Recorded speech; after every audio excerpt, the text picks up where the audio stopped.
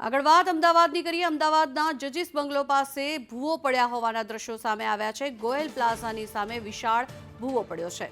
દુકાનો પણ આ ભૂવામાં ગરકાવ થાય તેવી ભીતિ દુકાનોને માલિકોને સર્જાઈ રહી છે। ત્યારે દુકાનોની બહાર ભૂવો પડતા દુકાનદારોમાં પણ ભય ફેલાઈ રહ્યો છે। ભૂવો પૂરવા માટે થઈને તંત્રને સ્થાનિક લોકો દ્વારા સતત અપીલ કરવામાં આવી રહી છે। જોકે અગાઉ પણ ગટરના ખોદકામના કારણે થઈને રોડ બેસી ગયો હતો તે પ્રકારનું નિવેદન સ્થાનિકો દ્વારા આપવામાં આવ્યું છે। જોકે ગઈકાલે સામાન્ય રોડ બેસી જતા આટલો મોટો ભૂવો પડ્યો છે। સ્થાનિકો દ્વારા આ વાત કરવામાં આવી રહી છે અને અત્યારે હાલ તેને કોર્ડન કરવામાં આવ્યું છે। ભૂવાની આસપાસના વિસ્તારને તંત્ર દ્વારા કોર્ડન કરવામાં આવ્યું છે, પરંતુ જે આસપાસના દુકાનદારો છે તે લોકોને તેમની દુકાનો બેસી જવાનો પણ ભય સતાવી રહ્યો છે।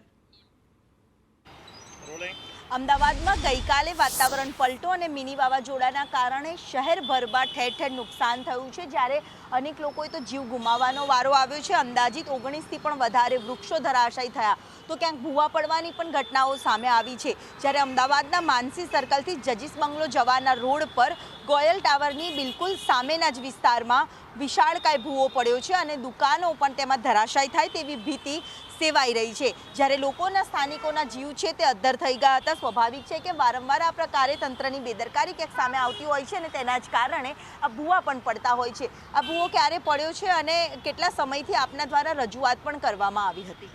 રજૂઆત તો અત્યાર સુધી કરી નથી, પણ આયરો ભૂવો અમે રાતે 10 વાગે ગયા ત્યાં સુધી તો નહોતો, એટલે રાતે 12 વાગે પડ્યો લાગે છે। સવારે અમે આવ્યા ત્યારે ઓલરેડી આ ભૂવો પડી ચૂક્યો હતો। અગાઉ આ રોડ બેસતો હતો કે એવું કંઈ ખરું? પહેલાં વર્ષ 2 વર્ષથી રોડ થોડો નીચે દબાતો તો જતો હતો। 1-2 વખત ગટરના કામ માટે ખોદવામાં બી આવ્યું હતું આ જ જગ્યાએ, પણ પછી ત્યારે પૂરણ કરીને ત્યારે લેવલ કરી દેવામાં આવ્યું હતું, પણ આટલું મોટું થશે એ આઈડિયા નહોતો એમ।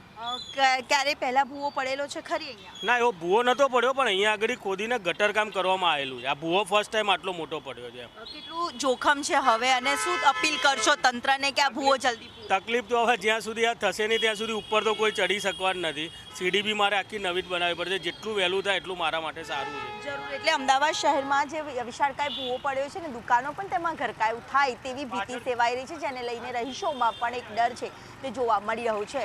કેમેરામેન સાગર દેસાઈ સાથે દિવ્યા ચૌહાણ, સંદેશ ન્યૂઝ, અમદાવાદ।